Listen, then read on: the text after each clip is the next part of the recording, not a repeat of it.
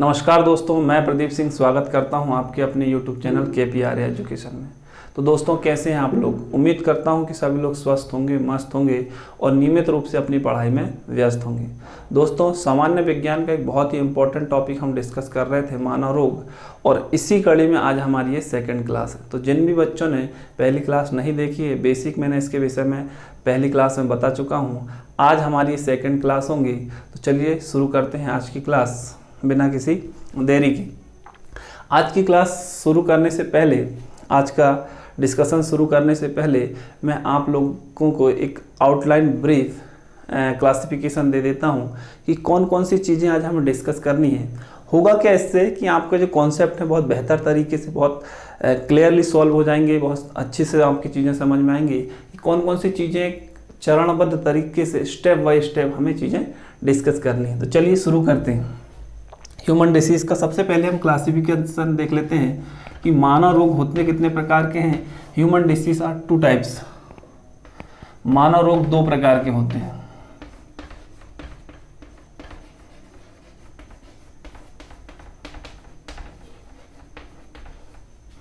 Human disease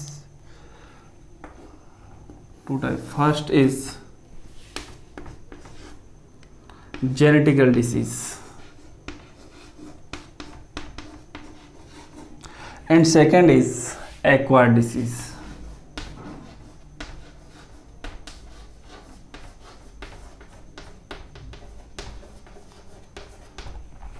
clear हुआ? पहली है हमारी जेनेटिकल डिसीज और दूसरी है एक्वायर्ड डिसीज। जेनेटिकल डिसीज को हिंदी में कहें तो आनुवांशिक रोग,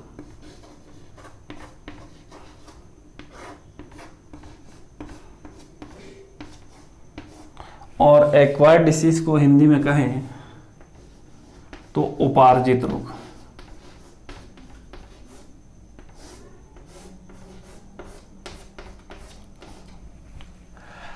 ठीक है। जेनेटिकल डिसीज सबसे पहले हम डिस्कस करते हैं जेनेटिकल डिसीज को। भाई जेनेटिकल डिसीज कौन सी डिसीज होती है? जेनेटिकल डिसीज वे डिसीज होती हैं जो पीढ़ी दर पीढ़ी क्या होती हैं, परिवर्तित होती हैं, स्थानांतरित होती हैं। जनरेशन टू जनरेशन कैसी होती है? ट्रांसमिटेड होती है, परिवर्तित होती है। और ये कैसी होती है? जन्म से होती है। सिंस बॉर्न, मतलब जन्म के साथ ही, जन्म जो होता है वो इनके साथ, इस बीमारियों के साथ ही होता है। उदाहरण देख लेते हैं इसके एग्जाम्पल की अगर हम बात करें तो इसमें सबसे पहले वर्णांधता पढ़ते हैं। वर्णांधता किस प्रकार की डिसीज है? एक जेनेटिकल डिसीज है। इसमें जो पेशेंट होता है, जो रोगी होता है, वो कुछ रंगों को पहचानने में कैसा होता है? अक्षम होता है। कुछ रंग उसकी पहचान में नहीं आते, जो खास तौर पर प्राइमरी रंग होते हैं, ऐसे रंगों को पहचान नहीं पाता। Second, haemophilia. हीमोफीलिया से तो बार बार मोस्टली ये क्वेश्चन बनता ही है कि हीमोफीलिया किस टाइप की बीमारी है, किस प्रकार की बीमारी है। तो हीमोफीलिया एक प्रकार की कैसी डिसीज है? Genetical disease. इसके और भी एग्जांपल देखें हम तो थैलेसीमिया।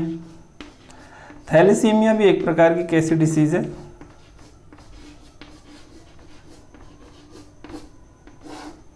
हमारी जेनेटिकल डिसीज है। और भी इसके बहुत सारे एग्जांपल हैं, और भी देख लेते हैं हम इसको। वर्णांधता हो गया, हीमोफीलिया हो गया, थैलेसीमिया हो गया, सिकल सेल एनीमिया। इस डिसीज के बारे, इस रोग के बारे में भी आपने सुना होगा, sickle cell anaemia.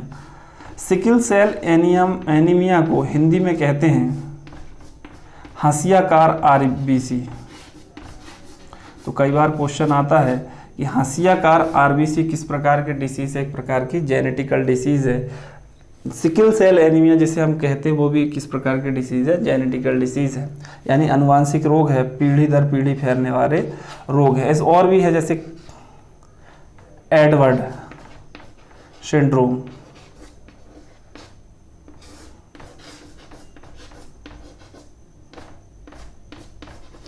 Edward syndrome हो गया, और पटाउ सिंड्रोम हो गया, डाउन सिंड्रोम हो गया, फेल्टर क्लाउन सिंड्रोम हो गया, सुपर मेल, सुपर फीमेल। ये सारी डिसीज कैसी है?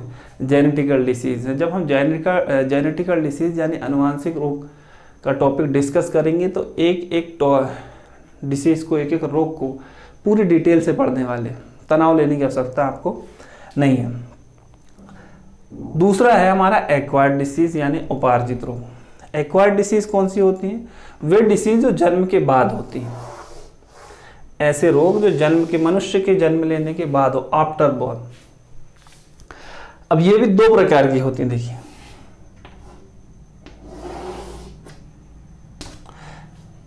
जो एक्वायर्ड डिसीज होती हैं वो जन्म के बाद होने वाले रोग हैं, और ये दो प्रकार के होते हैं। पहला कम्युनिकेबल,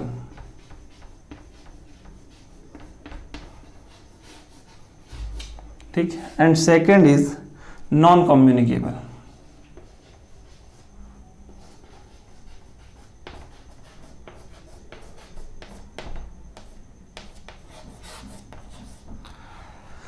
कम्युनिकेबल मतलब संचारित रोग और नॉन कम्युनिकेबल मतलब असंचारित रोग। कम्युनिकेबल डिसीज या संचारित रोग वे रोग कहलाते हैं जो एक दूसरे से फैलते हैं, मतलब एक पेशेंट के संपर्क में आने से फैलने वाले रोग के कौन से रोग कहलाते हैं? कम्युनिकेबल यानी संचारी रोग कहलाते हैं। अब कम्युनिकेबल डिसीज टू टाइप्स की होती है, ये संचारी रोग दो प्रकार के होते हैं।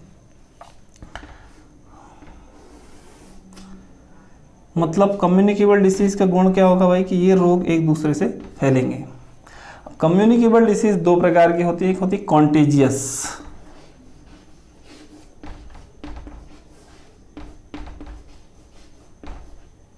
कॉन्टेजियस अगर हिंदी में कहें कॉन्टेजियस को तो संक्रामक रोग, और दूसरा होगा नॉन कॉन्टेजियस।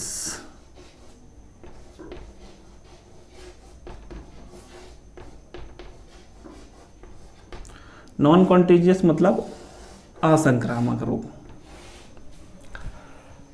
अच्छा, कॉन्टेजियस और नॉन कॉन्टेजियस दोनों प्रकार की कैसी बीमारी है? कम्युनिकेबल डिसीज है, मतलब दोनों फैलने वाले रोग। अब कॉन्टेजियस मतलब संक्रामक रोग कौन से रोग होंगे? संक्रामक रोग वे रोग होते हैं जो पेशेंट के सीधे कांटेक्ट में आने से फैलते हैं, मतलब डायरेक्ट कांटेक्ट से फैलने वाले डिसीज को क्या किस कैटेगरी में रखा गया है? कॉन्टेजियस कैटेगरी में रखा गया है। और इनडायरेक्ट कांटेक्ट से फैलने वाले रोग यानी अप्रत्यक्ष संपर्क से आने वाले रोगों को किस कैटेगरी में रखा गया है? नॉन कॉन्टेजियस कैटेगरी में रखा गया है। और दोनों प्रकार के कैसे रोग हैं? कम्युनिकेबल है, मतलब दोनों कैसे रोग हैं भाई? संचारी रोग है। अब सेकंड की बात करते हैं, सेकंड एक्वायर्ड डिसीज की, तो ये होती है नॉन कम्युनिकेबल, मतलब ये फैलती नहीं है, ना तो डायरेक्ट कांटेक्ट से फैलती है ना इनडायरेक्ट कांटेक्ट से फैलती है। एग्जाम्पल के तौर पर ले सकते हैं आप कैंसर। कैंसर एक एक्वायर्ड डिसीज है, लेकिन किस प्रकार की है भाई? Non communicable.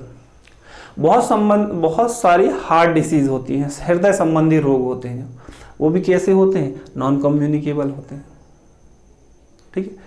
और अगर हम बात करें मेंटली डिसऑर्डर यानी मानसिक रोग होते हैं, एपिलेप्स हो गया, स्किज़ोफ्रेनिया हो गया, सब कैसे रोग हैं? नॉन कम्युनिकेबल है। एफिशिएंसी संबंधित रोग यानी न्यूनता जनित रोग, विटामिन की कमी से होने वाले रोग, तत्व जनित रोग, ये सारे के रोग कैसे डिसीज है? Non communicable. मतलब कि चाहे आप ऐसे रोगी के संपर्क में सीधे आए हों या डायरेक्ट आए हों या इनडायरेक्ट आए हों, ये रोग फैलने वाले रोग नहीं है। क्लियर हो गया? तो एक क्लासिफिकेशन हमने देखा मानव रोगों का कि एक जेनेटिकल होता है, दूसरा होता है एक्वायर्ड डिसीज। दो प्रकार के रोग, एक genetical and second is acquired. Genetical disease generation to generation, कभी दादाजी को, फिर पिताजी को, फिर उसके आने वाली संतान को, फिर उसके आने वाली संतान को, इस प्रकार पीढ़ी दर पीढ़ी। पिता भी हो सकता है, माता भी हो सकता है ना। वर्णांधता इसके एग्जाम्पल में हीमोफीलिया, वर्णांधता colour blindness, haemophilia, thalassaemia, sickle cell anaemia, Edward syndrome. यहाँ पर जगह ना होने की वजह से मैं और आपको बोल के बता देता हूँ, Klinefelter syndrome, Patau syndrome, Edward syndrome, super male, super female, ये सारी डिसीज कैसी है? जेनेटिकल डिसीज, ठीक है। फिर हमने देखा कौन सा? Acquired disease. एक्वायर्ड डिसीज के भी दो टाइप है, first is communicable and second is non communicable. Communicable मतलब संचारी फैलने वाले रोग, जो डायरेक्ट कांटेक्ट से फैलते हैं वो कॉन्टेजियस, जो इनडायरेक्ट कांटेक्ट से फैलते हैं वो नॉन कॉन्टेजियस। इनडायरेक्ट से संबंध, इसका बड़ा अच्छा उदाहरण से आप समझिए एड्स। एड्स एक कम्युनिकेबल डिसीज है, मतलब फैलने वाला रोग है, लेकिन कैसा है भाई, नॉन कॉन्टेजियस, मतलब असंक्रामक है, सॉरी हाँ असंक्रामक, ठीक है। मतलब ये इनडायरेक्ट कॉन्टैक्ट से फैलता है, जैसे अनप्रोटेक्टेड सेक्सुअल रिलेशनशिप है ना, संक्रमित सुई से है ना, रक्त आधान से, ठीक। तो ये कैसी डिसीज हो जाएगी एड्स हमारा, नॉन कंटेजियस डिसीज। क्लियर हो गया।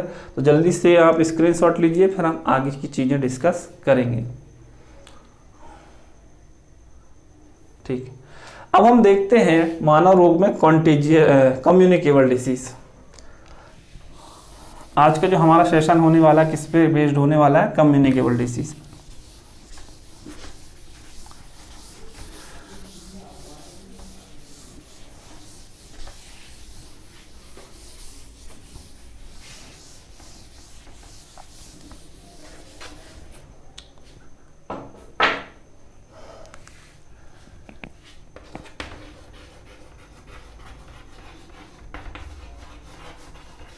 कम्युनिकेबल डिसीज देखिए, कम्युनिकेबल डिसीज मतलब फैलने वाले रोग, और इसको फैलाने वाले जो कुछ कारक होते हैं, कुछ फैक्टर होते हैं, जिन्हें पैथोजन कहा जाता है, रोग कारक कहा जाता है।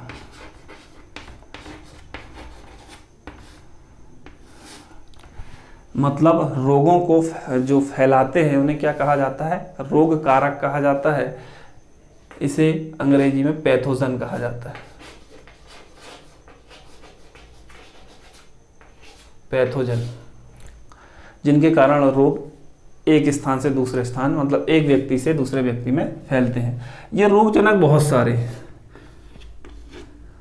जिनमें से पहला होगा वायरस, हिंदी में कहें इसे विषाणु।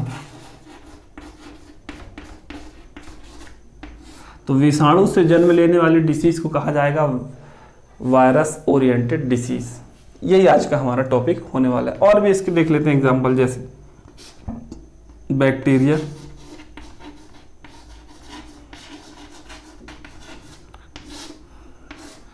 जीवाणु जिसे हम कहते हैं हिंदी में, इससे संबंधित रिलेटेड डिसीज भी देखने वाले हैं। प्रोटोजोआ,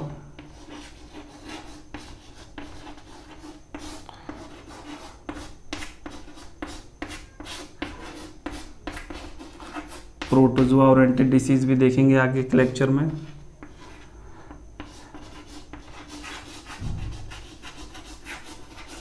हेलमिंथेस यानी कृमि ओरिएंटेड डिसीज। ये सारे के सारे क्या है, पैथोजन है। वायरस क्या है, एक प्रकार का रोग कारक है, पैथोजन। बैक्टीरिया एक प्रकार का क्या है, रोग कारक। प्रोटोजोआ एक प्रकार का क्या है, रोग कारक। हेलमिंथेस यानी कृमि एक प्रकार क्या है, रोग। कवक,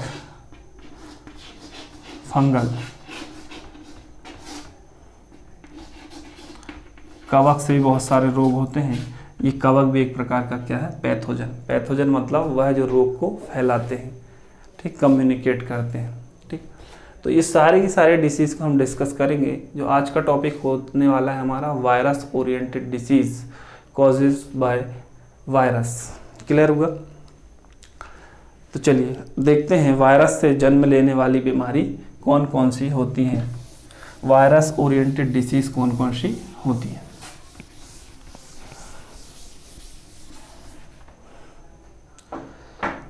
तो जल्दी से दिमाग में आप याद करने की कोशिश कीजिए, मैं यहाँ पर लिखता जाता हूँ।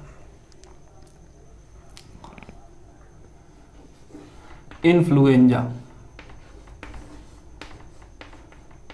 सीधा सा क्वेश्चन आएगा कि इन्फ्लुएंजा एक किस प्रकार की बीमारी है। तो सबसे पहले तो एक कम्युनिकेबल डिसीज है, तो इसका पैथोजन क्या है, वायरस है, मतलब वायरस ओरिएंटेड डिसीज है, ठीक।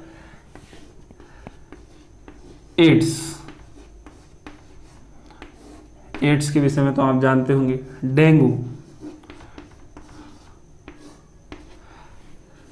डेंगू भी किसके द्वारा होता है, वायरस द्वारा होता है, ठीक है ना। हालांकि हम ये सोचते हैं कि जो डेंगू है वो किससे होता है, मच्छर से होता है, लेकिन ध्यान रखना जो मच्छर होता है वो वेक्टर होता है। मतलब रोग वाहक होता है। लेकिन एक्चुअल में इसका जो पैथोजन होता है, रोग का कारक होता है, वो कौन होता है? एक प्रकार का वायरस होता है।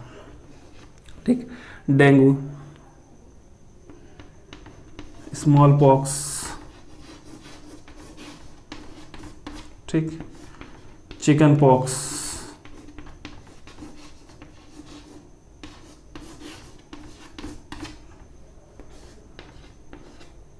मम्स, हिंदी में कहते हैं इसे गलसुआ। ठीक, नाम से स्पष्ट हो रहा है, गाल सुआ, मतलब हमारे ये वाला पोर्शन जो है गाल में क्या आ जाती है? सूजन आ जाती है। डिस्कस करेंगे आगे।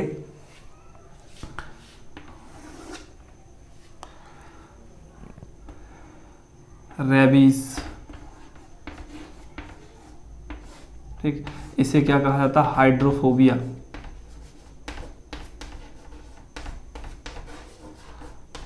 और हिंदी में कहें तो जल आतंक। एनसीईआरटी क्या कहती है? जल आतंक। डिस्कस करेंगे इसे भी।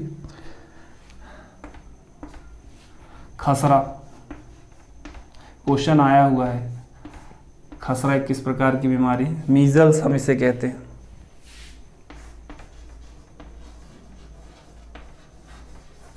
ठीक,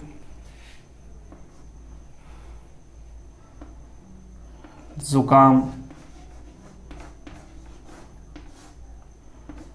जापानी एंसेफेलाइटिस,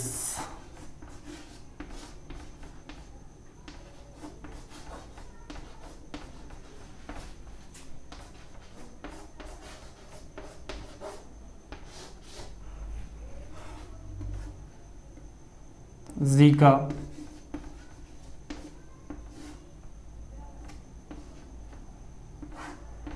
शार्स,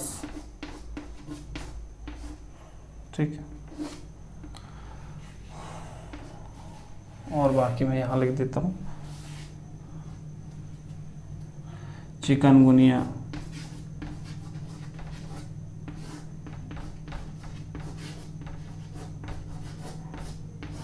ठीक,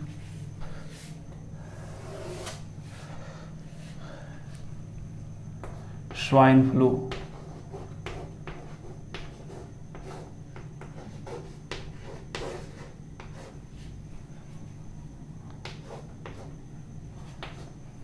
पोलियो,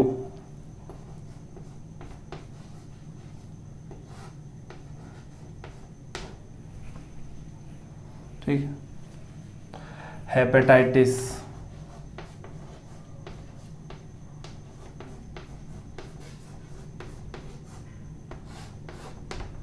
ठीक। तो ये सारी डिसीज किससे संबंधित है? वायरस से संबंधित। मतलब ये सारी की सारी डिसीज किसके द्वारा जन्मित है भाई? वायरस से जन्मित है। तो एक एक डिसीज को हम डिस्कस करेंगे। सबसे पहले हम बात करेंगे एड्स की। किसकी बात करेंगे? एड्स। तो जल्दी से स्क्रीनशॉट लीजिए इसका।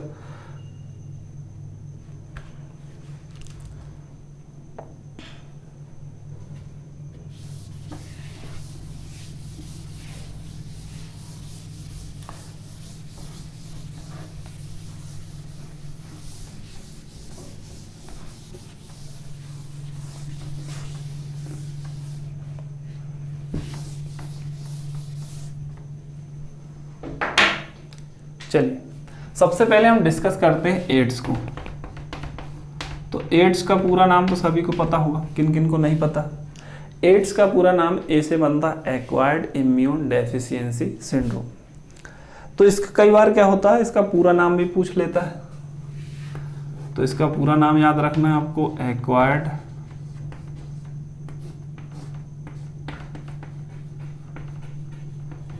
इम्यूनो डेफिशिएंसी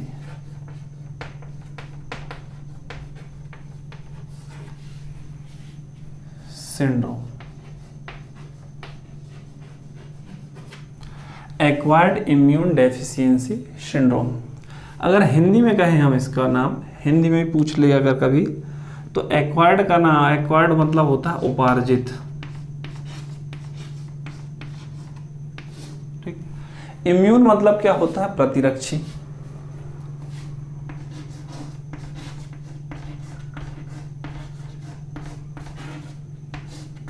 ठीक। और डेफिशिएंसी मतलब कमी या न्यूनता, और सिंड्रोम मतलब रोग या कंडीशन, प्रकार का रोग नहीं, एक प्रकार की कंडीशन है ये। तो एक्वायर्ड इम्यून डेफिशिएंसी सिंड्रोम, उपार्जित प्रतिरक्षी न्यूनता रोग। तो इसको आगे अगर हम देखें तो सबसे पहला इसका पॉइंट जो डिस्कस करने लायक है, सबसे पहले हम बात करेंगे इसके हिस्टोरिकल एस्पेक्ट की।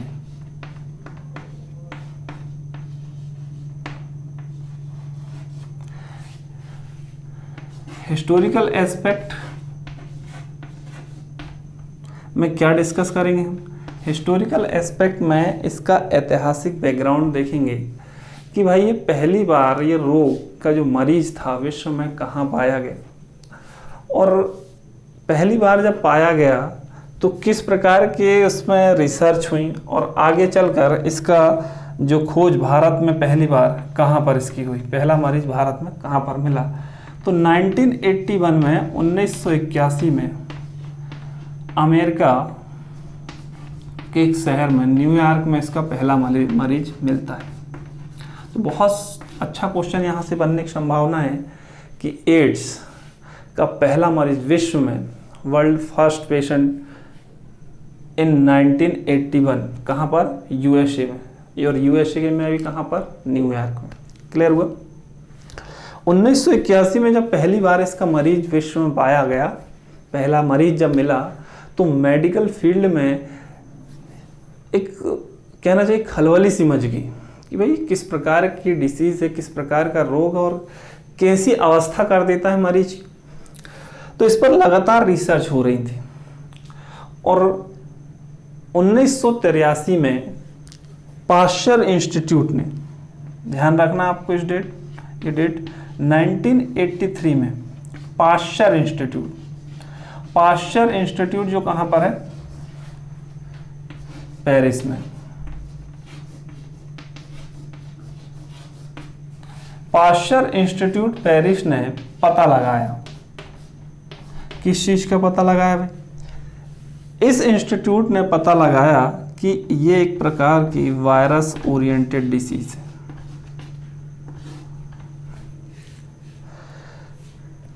और डॉक्टर मोंटगोमेरी, ये डॉक्टर का नाम याद रखना है आपको, डॉक्टर मोंटगोमेरी ने ये बताया कि ये कैसी डिसीज है भाई? वायरस ओरिएंटेड डिसीज है, और वायरस का नाम दिया गया LAV। अब आप सोच रहे होंगे कि सर एड्स तो HIV के द्वारा होता है, ये सॉरी LIV होगा ना सर, एड्स तो HIV द्वारा होता है, ये LIV क्या है? तो बच्चों ध्यान रखना कि HIV की जब खोज हुई थी तो डॉक्टर मोंटगोमेरी ने उसे डायरेक्ट HIV नाम नहीं दिया था, उसे नाम दिया गया था LIV। बाद में चलकर इसका नामकरण 1983 में इसका नामकरण क्या कर दिया गया? HIV कर दिया गया। तो आपसे क्वेश्चन बन सकता है कि HIV का प्राचीन नाम क्या है, पहले का नाम क्या है? तो इसका पहले का नाम क्या है? LIV। और इसको खोजने वाले कौन है? पाश्चर इंस्टीट्यूट के एक बड़े फेमस डॉक्टर थे, डॉक्टर मोंटगोमेरी। इन्होंने पहली बार पता लगाया कि एड्स जो है वायरस ओरिएंटेड डिसीज है, और वायरस का नाम क्या है? LIV। बाद में चलकर इस LIV का नाम क्या हो गया? HIV हो गया। तो ये था इसका हिस्टोरिकल एस्पेक्ट। भारत के संदर्भ में अगर भारत के बारे में बात करें तो भारत में इसका पहला मरीज मिला 1983 में। 1983 में भारत में इसका पहला मरीज मिलता है चेन्नई में, जो कि तमिलनाडु का एक शहर है। डॉक्टर सोलोमेन द्वारा भारत में इसका पहला रोगी खोजा गया, जो कि एक सेक्स वर्कर थी। 1983 में पहला मरीज मिला भारत में, भारत के तमिलनाडु राज्य के चेन्नई शहर में, और खोज करने वाले डॉक्टर सोलोमेन। और किसके ऊपर खोजा गया था? एक सेक्स वर्कर के शरीर में पहली बार यह वायरस भारत में खोजा गया था। उस समय बड़ा दहशत का माहौल था। बड़ा डर का माहौल था भारत में भी इस रोग के प्रति। तो जल्दी से स्क्रीनशॉट लीजिए। आगे हम देखते हैं एड्स के विषय में अन्य कुछ पॉइंट्स बहुत इंपॉर्टेंट जो एग्जाम पॉइंट ऑफ व्यू से बहुत ही महत्वपूर्ण है। तो ये हो गया इसका ऐतिहासिक बैकग्राउंड। अब देखिए एड्स के विषय में अगला क्वेश्चन क्या बनने की संभावना है। एड्स एक प्रकार का रेट्रो वायरस है। कैसा वायरस है? सॉरी, HIV एक प्रकार का कैसा वायरस है? रेट्रो वायरस है।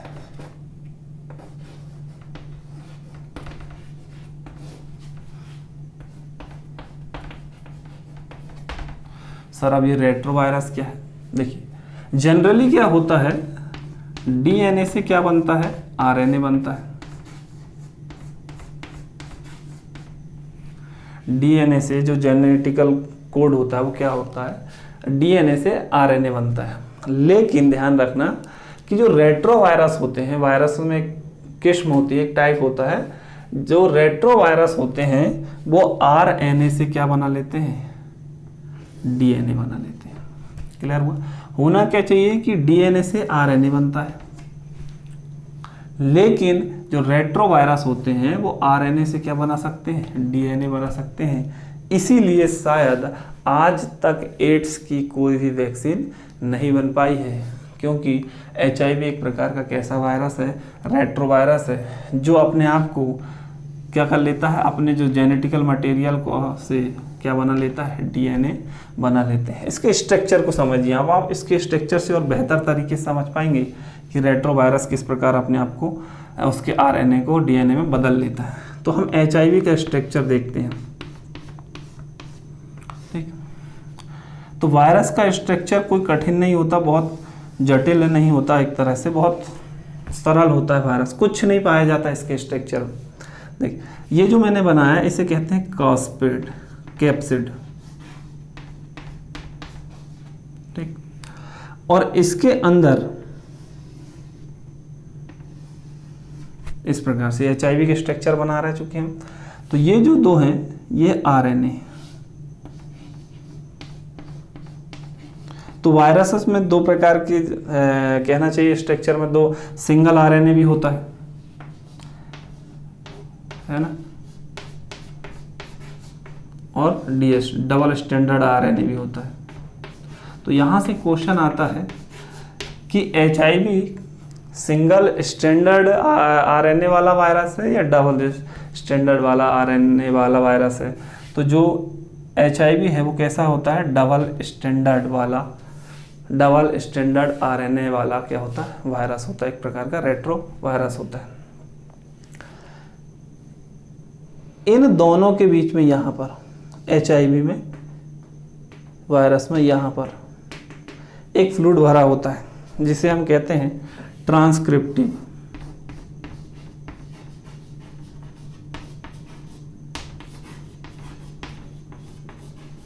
Transcripted fluid. और यही लिक्विड जो है क्या करता है? RNA को DNA में बदलने में से मदद करता है, हेल्प करता है। ठीक, तो आपको एक चीज़ समझ में आ गई कि HIV में कितने रज्जुकी पाए जाते हैं? 2 रज्जुकी पाए। RNA के कितने रज्जुकी पाए जाते हैं? 2 मतलब क्या? DS मतलब डबल स्टैंडर्ड RNA, दोहरा रज्जुकी RNA किस में पाया जाता है? HIV में पाया जाता है। क्लियर? और जो कैप्सिड होती है वो प्रोटीन की बनी होती है। और कई एक वायरस में इसमें इस प्रकार की संरचना, एक मेम्ब्रेन और होती, कई में होती है, कईयों में नहीं होती। इस स्ट्रक्चर को कहते हैं कैप्सूल। ठीक, तो कईयों में होती है और कईयों में नहीं होती। तो ये HIV का वायरस का क्या था? एक प्रकार का स्ट्रक्चर था। यहाँ से क्वेश्चन बनने की संभावना क्या होती है कि भाई इसमें RNA पूछ लेगा। सबसे पहले पूछेगा कि HIV किस प्रकार का वायरस है? रेट्रो वायरस है। रेट्रो वायरस मतलब RNA से क्या बना सकता है? DNA बना सकता है।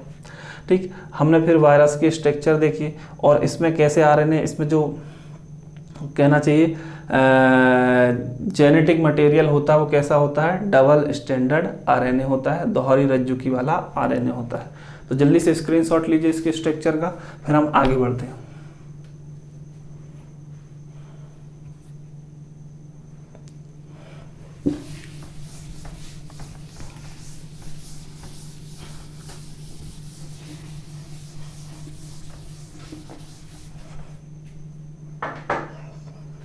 अब देखिए HIV हमारे शरीर को किस प्रकार इफेक्टेड करता है। HIV सबसे पहले हमको अगर इन्फेक्टेड कर दे तो सबसे पहले आता है मानव शरीर की एक कोशिका होती है, इसे कहते हैं महाभक्षाणु कोशिका। ध्यान से समझिए इसके सर्कल को, महाभक्षाणु कोशिका। और महाभक्षाणु कोशिका में आकर ये क्या करता है, अपने नंबर्स में वृद्धि करता है, मतलब अपने नंबर्स में बढ़ोतरी करता है और लगातार इसके अंदर रहकर अपनी संख्या लगातार बढ़ते बढ़ते बढ़ते बढ़ते एक दिन क्या हो जाता है, इस महाभक्षाणु कोशिका को फोड़कर यानी विस्फोट कर कर बाहर निकलता है। और जब यहाँ से बाहर निकलता है तो सेकंड होस्टिंग होती दूसरे, इसके बाद आता है कहाँ पर, लिम्फोसाइट में।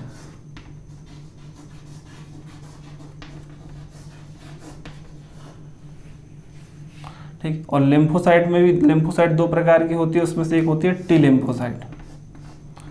टी लिम्फोसाइट में आता है।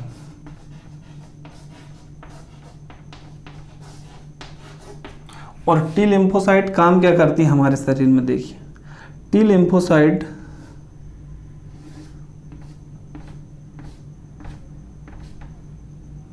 DIMA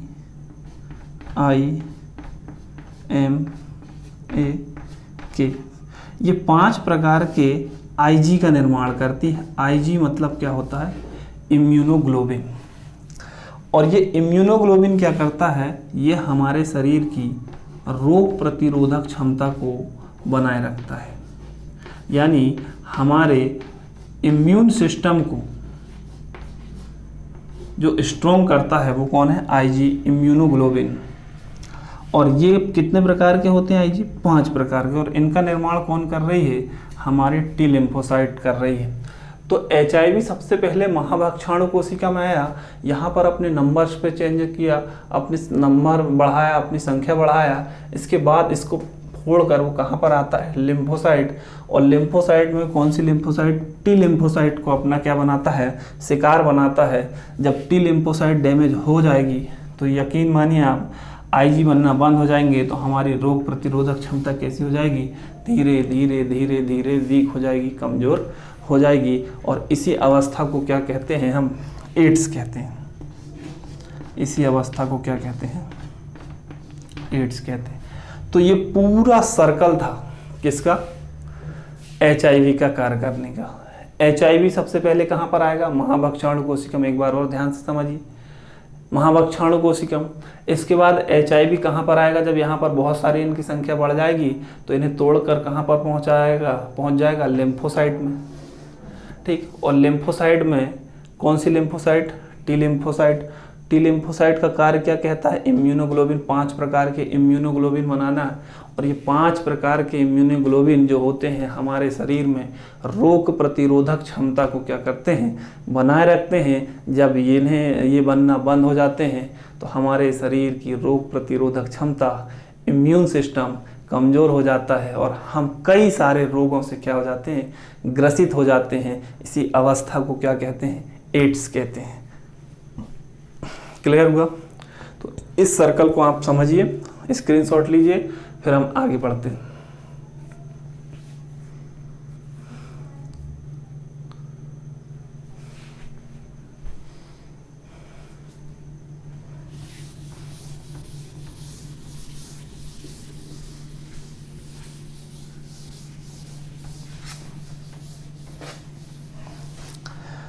तो ये थे एड्स का एक सर्कल हो गया, मतलब HIV का सर्कल देख लिया हमने। अब हम देखते हैं एड्स के कारक, फैक्टर ऑफ एड्स। मतलब कौन कौन से कारणों से, किन किन जिम्मेदार कारणों से एड्स होने की संभावना मनुष्य में बढ़ जाती है। तो सबसे पहले आपको पता होगा रक्त आधान से।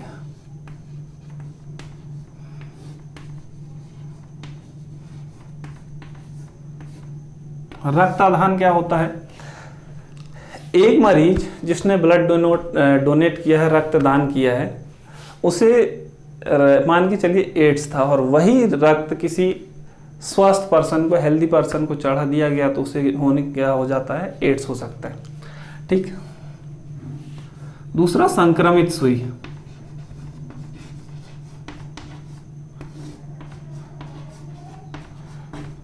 पहले क्या होता था, जो डॉक्टर होते थे वो एक ही सुई से कई रोगियों का ट्रीटमेंट कर देते थे, कई लोगों को इंजेक्ट कर देते थे, लेकिन अगर वह सुई संक्रमित हुई तो उसमें एड्स की संभावना कैसी होती है?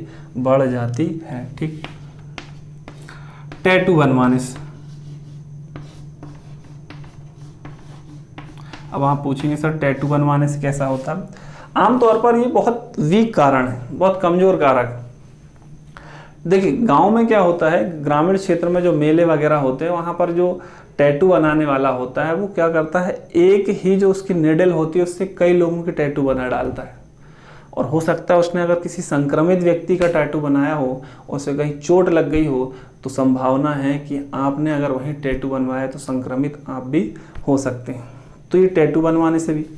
ठीक। संक्रमित रेजर, संक्रमित ब्लेड से।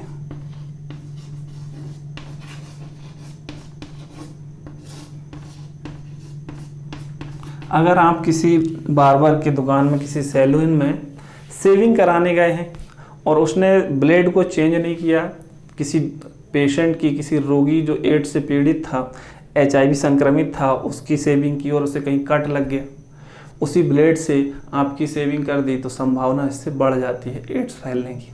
तो ये कुछ फैक्टर थे एड्स के, रक्त आधान से, संक्रमित सुई से, टैटू बनवाने से और संक्रमित ब्लेड से। और अब मैं जो कारक बता रहा हूँ आप लोगों को जिसके कारण यह रोग बदनाम है, वो है असुरक्षित यौन संबंध से। इसी कारण के कारण यह जो रोग है समाज में हे की दृष्टि से, यानी बहुत निम्न दृष्टि से देखा जाता है, असुरक्षित यौन संबंध। इसके विषय में भी लगातार जागरूकता फैलाई जा रही है एड्स के विषय में, कि एड्स के रोगी के साथ बैठने, उठने, खाने पीने से एड्स नहीं फैलता। ठीक। क्योंकि नॉन कंटीजियस डिसीज है भाई। तो असुरक्षित यौन संबंध से भी एक कारण है, असुरक्षित यौन संबंध भी एड्स का एक प्रकार का क्या है? फैक्टर है। तो ये कुछ फैक्टर थे। अब हम देखते हैं एड्स का टेस्ट, मतलब एड्स किन किन, कौन कौन से टेस्ट से एड्स का पता लगाया जा सकता है।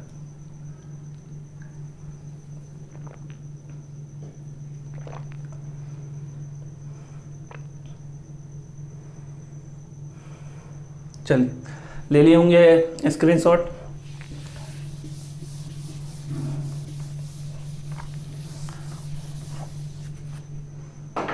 टेस्ट देखिए हम।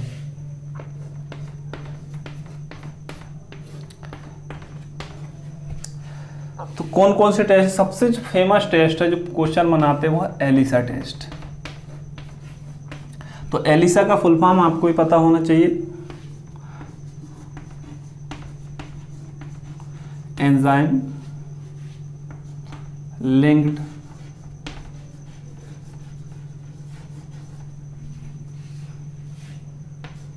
इम्यूनो सोर्बेट ऐसे, ये इसका क्या है? पूरा नाम है। एलिसा से क्वेश्चन आता है कि एलिसा टेस्ट किस रोग के लिए किया जाता है? तो एलिसा किसके लिए किया जाता है भाई? टेस्ट एड्स के लिए किया जाता है। दूसरा है वेस्टर्न ब्लड टेस्ट,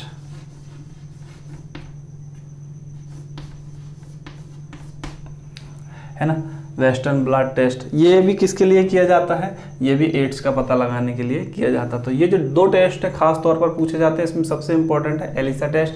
तो एलिसा का पूरा नाम भी याद रखना है आपको, एंजाइम लिंक्ड इम्यून सॉर्बेट एसे। और वेस्टर्न ब्लड टेस्ट किससे संबंधित है, ये भी एड्स से संबंधित है। ठीक है, तो ये टेस्ट देख लिया हमने।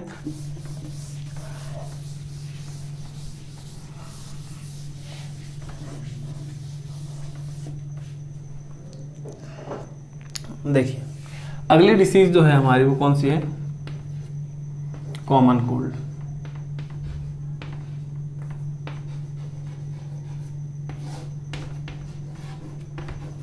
कॉमन कोल्ड को हम कहते हैं जुकाम।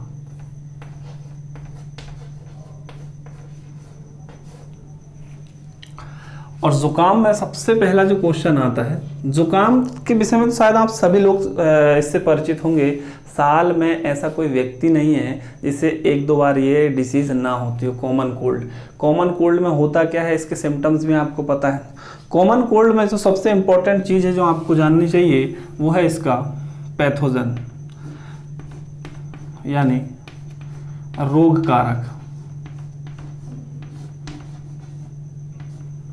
तो इसका रोग का जो वायरस है वो है राइनो वायरस। तो कई बार क्वेश्चन आता है कि कॉमन कोल्ड के लिए जिम्मेदार वायरस कौन सा है, इसका पैथोजन रोग कारक कौन सा है, राइनो वायरस। और इसी राइनो वायरस के कारण इस डिसीज को क्या कहा जाता है, राइनेटिस कहा जाता है।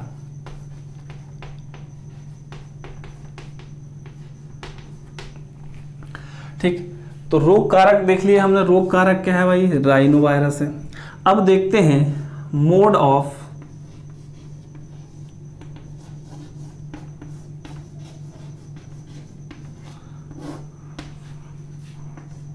ट्रांसफर,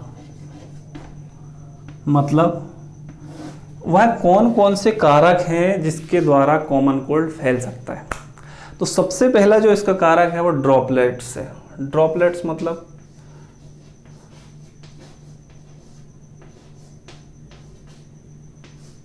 ऐसी संक्रमित बूंदें जिनमें राइनो वायरस उपस्थित हो, यानी संक्रमित जो वायरस होता है वो उपस्थित होता है। जैसे आपके आसपास किसी व्यक्ति ने स्नीजिंग कर दिया है, छींक दिया है, खांस दिया है बिना अपने मुंह में हैंकी रखे हुए, तो उसके मुख से बहुत बारीक बारीक जो जल की बूंदें निकलती हैं, पानी की बूंदें निकलती हैं, उन्हें ड्रॉपलेट्स कहते हैं। और इन ड्रॉपलेट्स में मिलियंस ऑफ वायरस होते हैं। अगर आपने इन वायरसों को इनहेल कर लिया, शरीर के अंदर ले लिया, तो आप भी क्या हो सकते हैं, उसमें संक्रमित हो सकते हैं, इन्फेक्टेड हो सकते हैं। तो ड्रॉपलेट्स हो गए, है ना। दूसरा डायरेक्ट कांटेक्ट।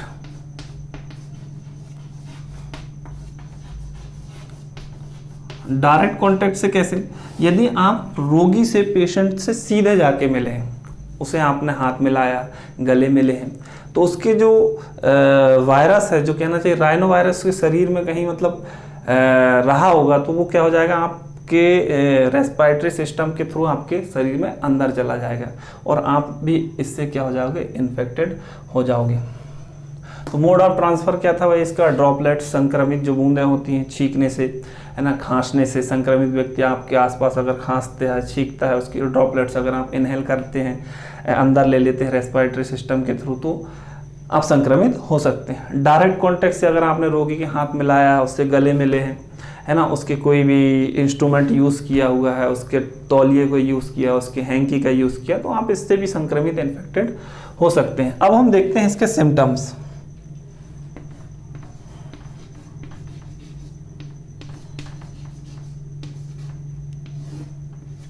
सिम्टम्स, लक्षण। तो इसके लक्षण बहुत ही कॉमन है, आप सभी इसके लक्षण के बारे में जानते हैं। सबसे पहले तो इसका लक्षण क्या होगा भाई, हमारी नाक बंद होगी, नाक बंद होती है। जो हमारा नेजल पार्ट होता है वो क्या हो जाता है, बंद हो जाता है, कंजेस्टेड हो जाता है। उसके पीछे कारण क्या है, ये राइनो वायरस है। राइनो वायरस प्रभावित करता है हमारे नाक के ग्लैंड को। नाक में जो ग्रंथि होती है उसमें क्या आ जाती है, स्वेलिंग, यानी यहाँ उसमें सूजन आ जाती है। तो उससे क्या हो जाती है, हमारी नाक बंद हो जाती है, जिसे हम कहते हैं बंद नाक। ठीक। दूसरा इसका सिम्टम्स होगा गले में खराश।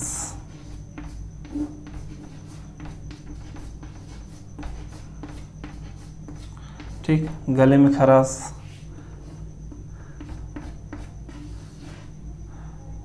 इसके अलावा सिर दर्द, हेडेक। ठीक। इसके अलावा बॉडी पेन, शरीर में दर्द, और कभी कभार क्या हो जाता है, हमें जकड़न सी भी महसूस होती है। तो ये कॉमन कोल्ड के कॉमन क्या थे, हमारे सिम्टम्स थे, नाक बंद, गले में खराश, सिर दर्द, शरीर में दर्द। ठीक है। तो ये सिम्टम्स के थ्रू ही हम क्या करते हैं, इससे पता लगाते हैं कि भाई ये कॉमन कोल्ड है।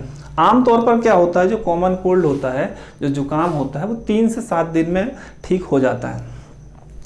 इसमें कभी भी आपको क्या नहीं लेनी चाहिए, एंटीबायोटिक नहीं लेनी चाहिए। वायरल डिसीज में आमतौर पर आपको किससे बचना चाहिए, एंटीबायोटिक से बचना चाहिए। ठीक है। इसके लिए आप पैरासीटामोल वगैरह इस्तेमाल कर सकते हैं। तो ये कॉमन कोल्ड हो गया। कॉमन कोल्ड में सबसे इंपॉर्टेंट चीज़ आपको याद रखनी क्या है, इसमें वायरस, जो कौन सा वायरस है, राइनो वायरस है।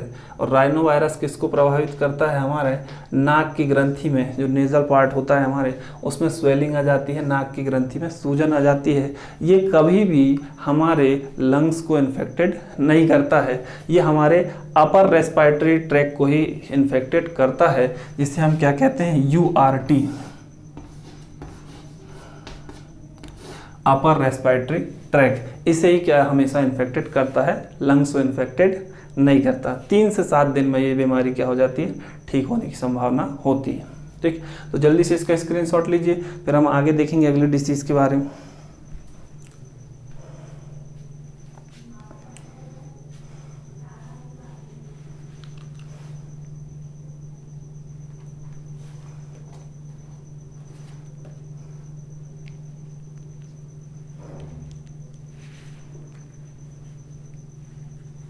चलिए,